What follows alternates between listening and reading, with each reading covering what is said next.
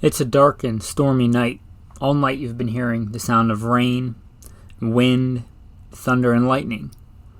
But you hear something, a loud crash that's none of those things. You get up out of bed and look over at the front door. The door has been kicked open. A dark figure says something you don't understand. He's holding a machete. Your wife's standing behind you looking for protection. You reach down and grab a fly swatter. No, wait, that's not right. You grab a cell phone so you can call and wait 45 minutes for somebody with a tin star to show up and help you. Maybe not your best option. You reach over and grab a firearm. Yeah, there you go. That's a good choice. But which firearm? That's what we're going to talk about today for home defense guns. Welcome to Gunfighter Life, the podcast where we talk about gunfighting, guns, ammo, tactics, the right way, with God at the center, Judeo-Christian values, and real-world first-hand experience. First and foremost, I am a Christian, a servant of God, and a follower of Jesus Christ. God has blessed me to do many things in my life where I could do nothing apart from Him. U.S. Marine Corps combat veteran, did a couple of tours in Iraq. As an assaultman after my combat tours, I was an urban warfare instructor for the Marine Corps under Mojave Viper. Also served in the U.S. Army, both full-time and part-time National Guard. Also did several years in law enforcement, LAPD. I worked regular assignments and more specialized assignments. Been a private contractor for a 3-letter government agency. That's all I'll say about that.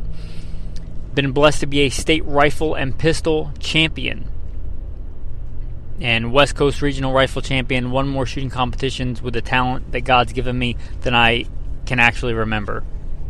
Was blessed to be the commander of a tactical team in a large metropolitan area. Our primary job, the reason we primarily existed, was to stop active shooters. I got the opportunity to head up and be the commander of that team. I grew up around guns, hunting and shooting and competing at a very early age. Been blessed to hunt all over this beautiful country, from whitetail on the East Coast to mule deer on the West Coast, and bear and elk and all manner of things. I've even been a professional big game hunter and guide. But again, most importantly, I'm a Christian. And I am your host, Michael Melito. Welcome to Gunfighter Life. We've covered home defense guns, and by God's grace, the podcast is growing, bearing fruit all the time. I'm very humbled and thankful for that, first and foremost to God, and then all the patrons that step up and support. And hopefully the podcast is getting better. So I think it's time to revisit this topic of home defense guns. Now, I probably don't need to justify home defense guns to this audience, but I'm going to do just a real brief statement here. And go and check this for yourself. Numbers vary, but in the numbers I've seen, there is vastly more burglaries, home invasions, those type of crimes in the U.S. every year than there are house fires. By a large margin, not like within the margin of error. There's a lot more. Nobody would call you probably anything but prudent for having a fire extinguisher in your house. Why then would you not have a home defense gun in your house? Also, from the Word of God, if a man is caught breaking in and is struck so that he dies, there shall be no guilt for his bloodshed. Exodus 22. Now let me start off by making a subsection of the listenership angry or disagreeable, and that's okay. You don't have to agree with me. I'm not right on everything. But by God's grace, He's blessed me to be a professional gunfighter for the majority of my adult life, and hopefully that's one reason you come here that sets this podcast apart from real-world first-hand experience. I'm going to give you my take on this. You can take it or leave it. But I'm going to say perhaps the worst choice is a handgun. And I know There goes the dissension right there. But hear me out. Handguns are inherently less effective. The reason handguns exist is not because they're better. The reason handguns exist is because they're convenient. They're able to be carried. I have a handgun on me right now. I have a handgun on me when I go to the gym or when I go to Walmart or when I was just out in the yard playing with the dog. I can have it with me all the time. It's convenient. It can be carried incognito, the point of concealed carry, right? It gives me the ability to project force and have a firearm when I otherwise would not be able to, because convenience or societal norms dictate that I can't. I probably, if I was in a state that didn't prohibit it, I might be able to go to Walmart with an AR-15 in my hands. But that wouldn't really be wise or prudent with societal norms, right? I have a handgun on me. But it's not because it's most effective, right? Let's concede that. No person that really understands ballistics and guns is a professional gunfighter. I said somebody is trying to kill you with an AK-47 right now. You can have a handgun, a rifle, or a shotgun. There might be quite a bit of debate between the rifle and the shotgun, but I don't know anybody that's going to pick a handgun.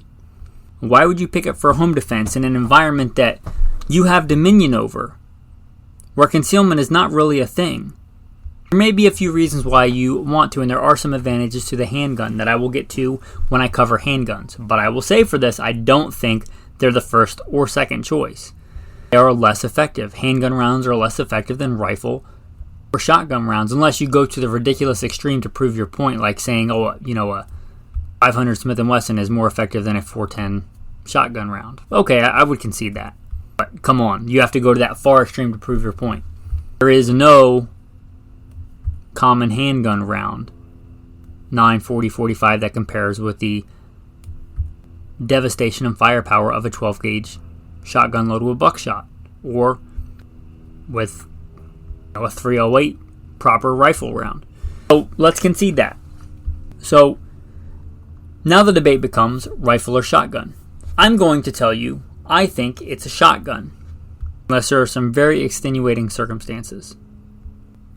Home defense ranges, if you include your yard, probably within 50 yards, 100 yards, 150 yards, well within that distance. And if you have a decent shotgun with slugs, you should be able to hit a man-sized target at 150 yards with a slug. But the vast majority of home defense scenarios are way, way inside of that. And let's call it 0 to 50 yards, 75 feet, right, for most homes. Home defense scenarios, even if you include like the driveway. That is where the shotgun shines. It is an amazing CQB weapon. It is a really good close quarters weapon. The reason the Germans got mad at us for using them in trenches in World War I. There's a reason when I was a police officer and I had some more specialized roles and I had access to full auto CAR-15s, which I occasionally sometimes would use, or even literal Thompson submachine guns and all manner of full autos and carbines. If I was entering a house and I thought somebody in there might try and kill me, I took a 12-gauge shotgun loaded with buckshot and slugs, because I didn't care what was Instagram or what looked cool or what had a cool marking stamped on the side of it or what had the Gucciest camo pattern. Right? I cared what was going to keep me breathing when I got through. What was the best tool for that?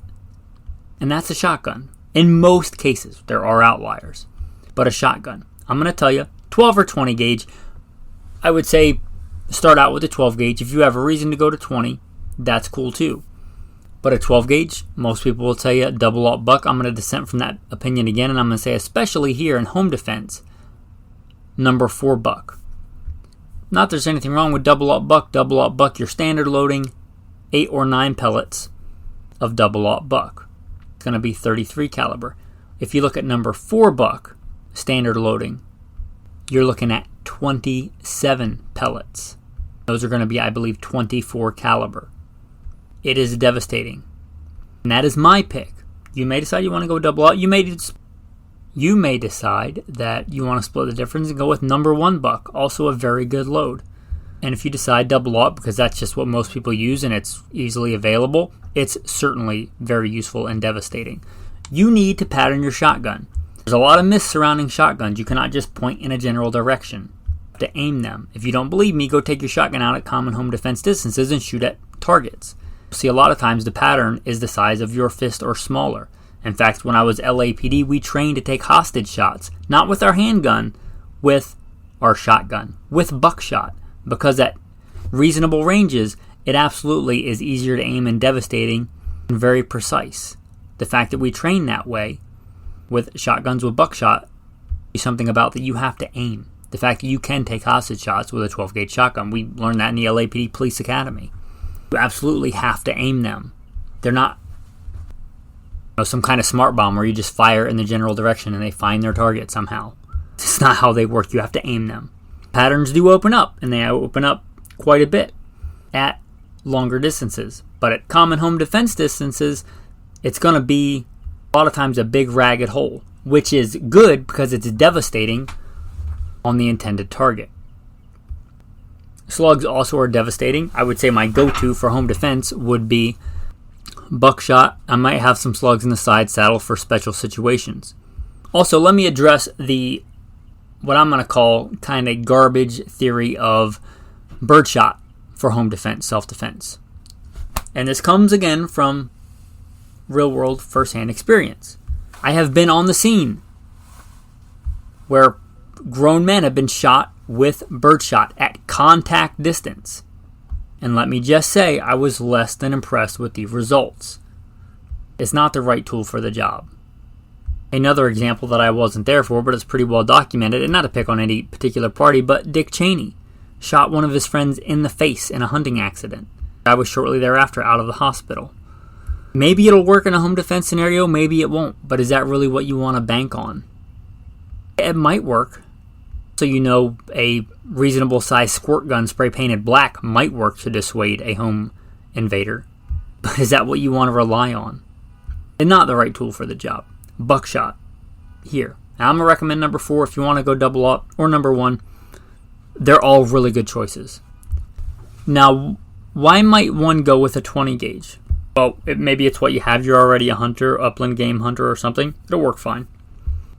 Also, if it's for the family, it's for you, kids, wife, and you want a shotgun that the family can use and run. Lighter, less recoil. It's good. And let me tell you, although it's not as powerful as the 12 gauge, it is much more powerful than many other weapons. It is still plenty of power in the 20 gauge. If you're dropping down to the 20 gauge, I really recommend you not go with double aught buck. I really recommend number 4 buck or number 3 buck or something similar. You get a lot more pellets in that smaller gauge. The smaller gauge is still a big payload coming out of there. So you might decide for those reasons you want to go 20 gauge. Certainly devastating. Nothing wrong with it. Just a plain Jane youth model Mossberg 500 or Maverick 88 20 gauge is a good choice if you want to go down to the 20 gauge. On that, let's talk about platforms. I'm not so concerned about models, but a reasonable rate of fire, meaning pump or semi-auto. Pump or semi-auto, if you're looking for the economic choice, then it's going to be a pump. A good reliable pump is generally quite a bit cheaper than a good reliable semi-auto. You can get a dirt cheap semi-auto, but a lot of times they're not reliable. You can get a very cheap pump action that are very reliable. Some of the go-tos, again, Mossberg 500, Maverick 88. I can't in good conscience really recommend the Remington 870 anymore. The Winchester pump actions, they're not crazy expensive, and they're very reliable as far as a mechanical device can be. I do think semi-autos have a lot of merit in this situation. You can fire them one-handed, and although people say pump actions are super reliable, more reliable than semi-autos, that's if you don't put the human factor into that. I have seen in training, it's been documented in real-life cases, hopefully none that I've been a part of, but people either being nervous and pumping the shotgun when it's already loaded, dumping ammo on the ground, or not completely working that slide action, that pump action all the way back and all the way forward, thus inducing malfunctions. So although the mechanical mechanism is perfectly reliable, the human behind it under stress may not be. To eliminate that, going to a semi-auto. I'll tell you kind of my go-to not apocalypse shotgun, but defensive shotgun is a Benelli M2. They're not cheap. But pump or semi-auto, anything with a reasonable rate of fire. Real quick, double barrels are a thing.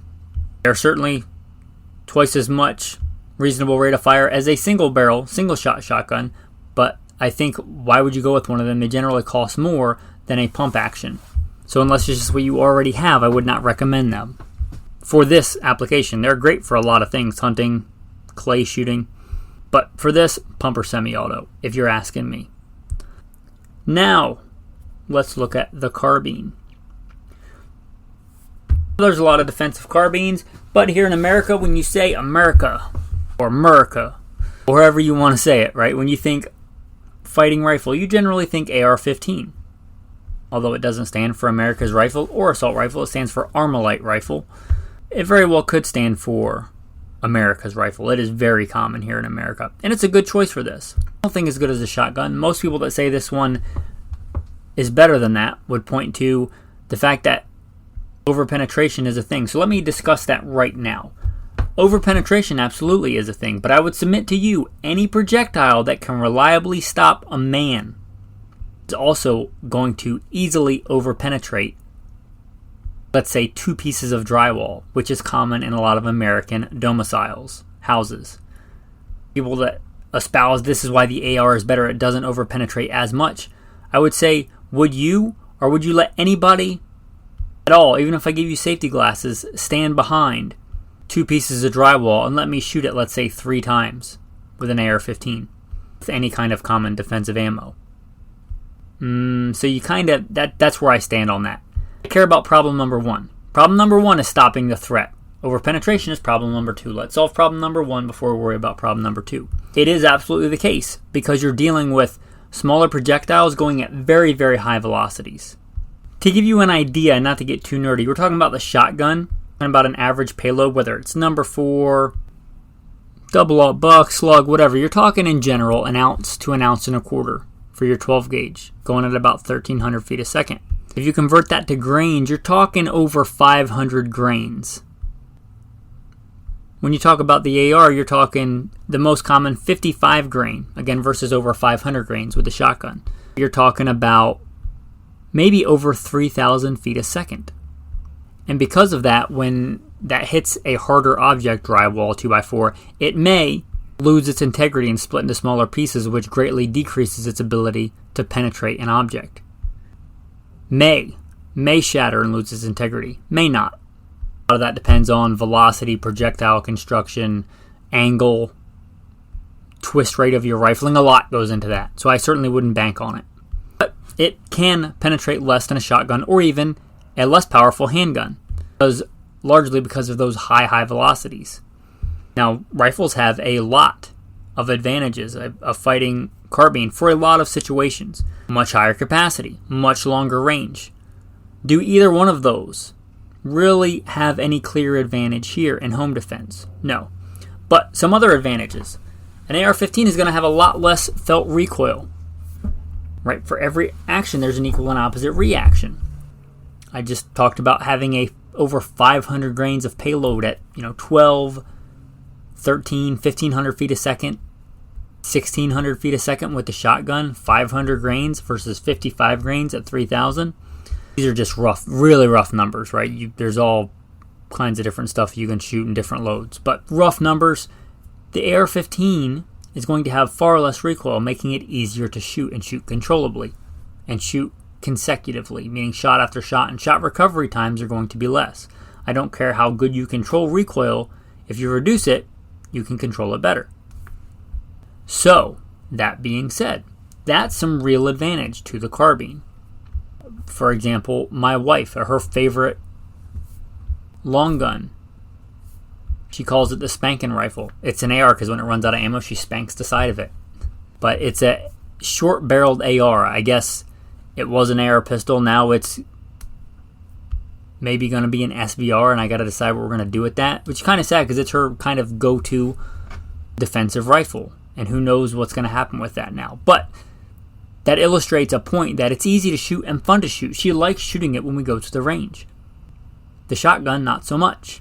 Let her have a platform, even if I think it's less effective, that she is comfortable shooting and can hit targets reliably with. Because that's kind of the point of shooting, right? To hit a target, to hit a given target. The point is not to miss and make noise. The point is to hit a given target. It's the point.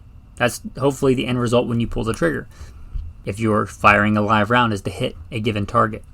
So the fact that it's easier to shoot, right, that's a good thing. So that's a real advantage. Less recoil, easier to shoot. And I'm talking felt recoil. They can often be very loud, especially inside a building, inside a small room. So there is that. But they certainly have less felt recoil. The capacity, I am all for you owning whatever size magazine you want. If you want to put a 100-round drum in your AR for home defense, you rock on. But how many rounds are you likely going to need in a home defense scenario?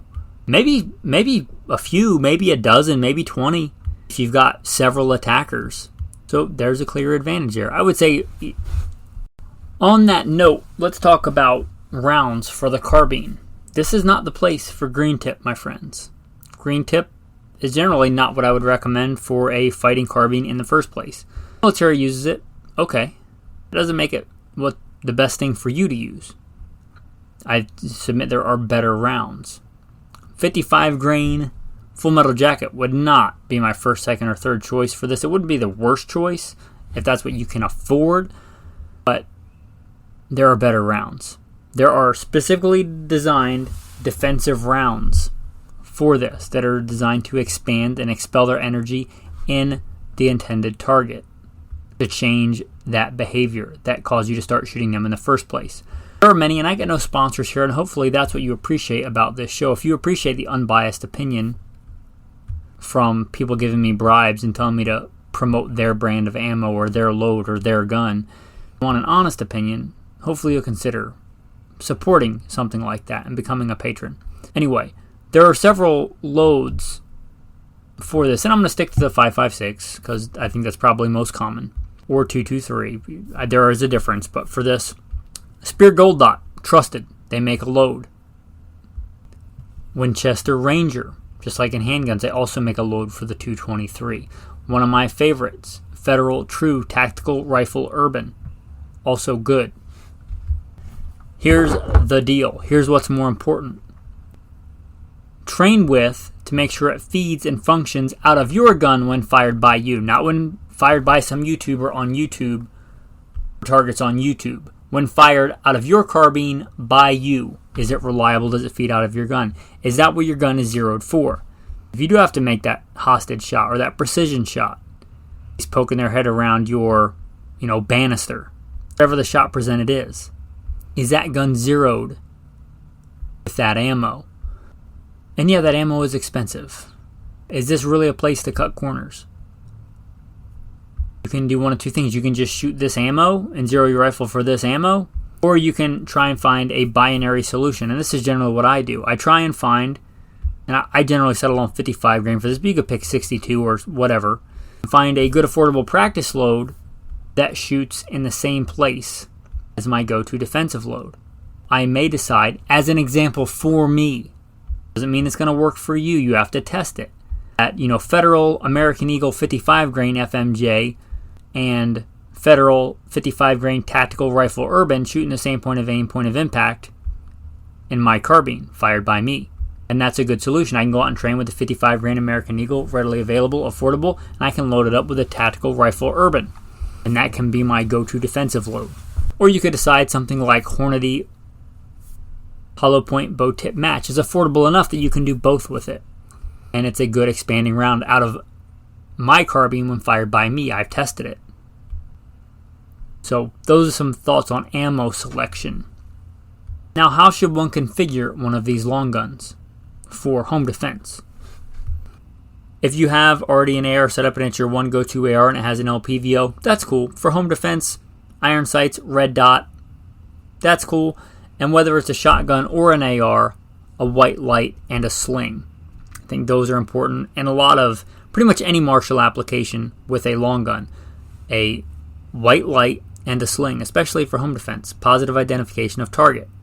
But you know it's a bad guy that broke in the front door and not your kid who snuck out, got drunken, and broke the window accidentally. Positive identification of target, white light here makes a lot of sense. And you might think, why a sling? I'm not going to war. Well, slings are important. You can drape the gun. You get injured and you need to put on a tourniquet. For instance, you still have positive control of the weapon. You go around a corner because one of your loved ones is screaming for help. Forget to bring the gun in close. The thing you should do when you go around a corner and somebody grabs your gun and now you're wrestling for it, it makes it less likely they're going to take your own gun from you and shoot you with it, because it's positively connected to you with a sling. But consider a sling and a white light important. Now, let us talk about handguns for home defense. If you've decided that's what you want, or that's what you have for home defense, how can we optimize it? Okay, well, I'm going to say first of all, unless you only own a small concealed carry handgun and that's what you have for now, there's no reason for a small handgun here. Larger handguns, all other things being equal caliber, things like that, the larger handgun is going to be easier to shoot, both easier to aim and make hits with, almost always, and less felt recoil because the mass of that gun is going to absorb some of it. So a full-size fighting handgun, Beretta 92, Glock 17, M17, 320, right? A full-size handgun. 9mm is the de facto standard. I don't want to get into that debate on the show. If you decide you want a 45, that's fine. Just because the 9mm has gotten a lot more effective over the past 15 years with good bullet construction and technology doesn't mean the 45 has gotten less so. But a full-size fighting handgun. Are some advantages to the handgun I said I would mention when I got here. You can fire them one-handed, so if you're carrying a small child under one arm, or you're on the phone with 911, you can still be aimed in and or actually firing with one hand. It's easier to do that with a handgun. Not that you can't do it with a carbine or a shotgun. You can, but not really designed to be fired one-handed. The handgun is. That's a big advantage. Also, the fact you can have it on a holster, maybe have it concealed if you go and answer the door. It's an advantage. So, a full-size fighting handgun. I'm going to tell you, ammo designed for the intended target. Not full metal jacket, not NATO ball ammunition. And you pick you prefer 115, you prefer 124 plus P, you prefer 147.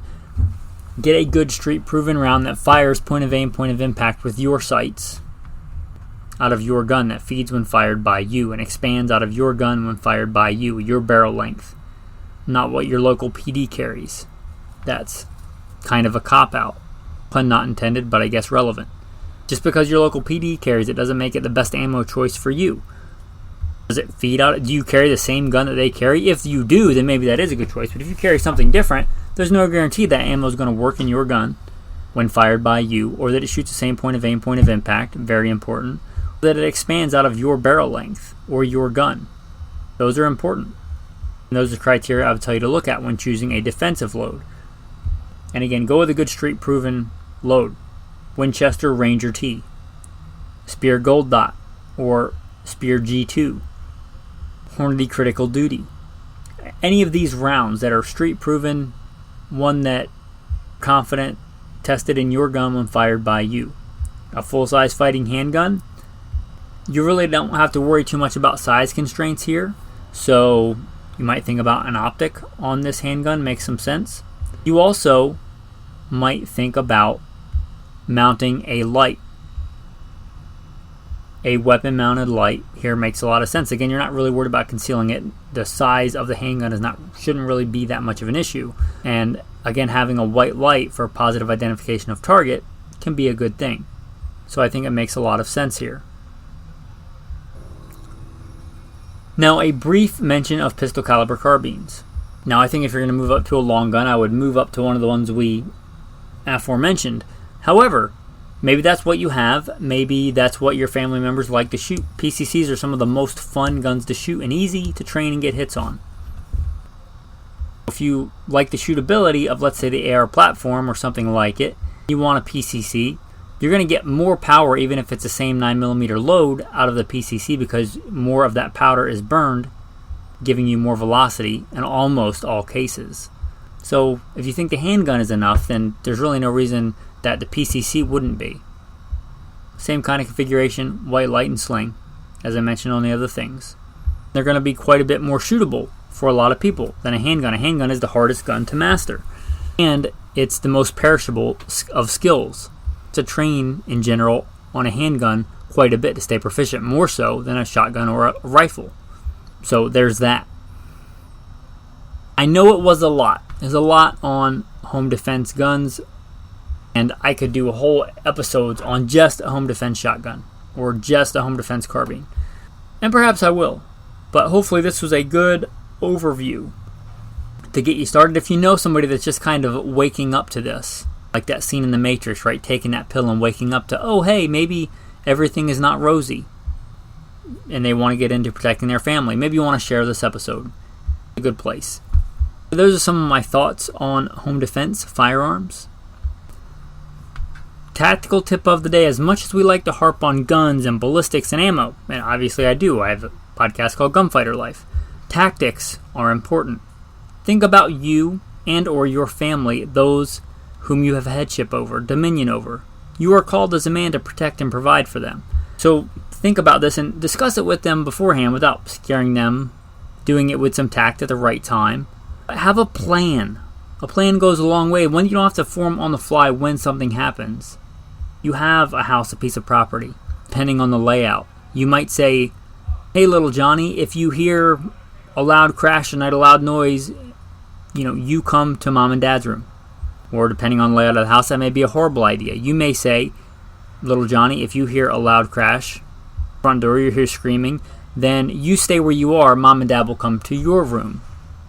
Or you may decide, we have a really good egress, our house and a decent sized piece of property. If something happens, here's the code word. If you hear this or hear shooting, then we all rendezvous. We have a rally point. Don't say rendezvous. Your little kids probably won't know what that means. Or how to spell it, because it's spelled like Rendezvous.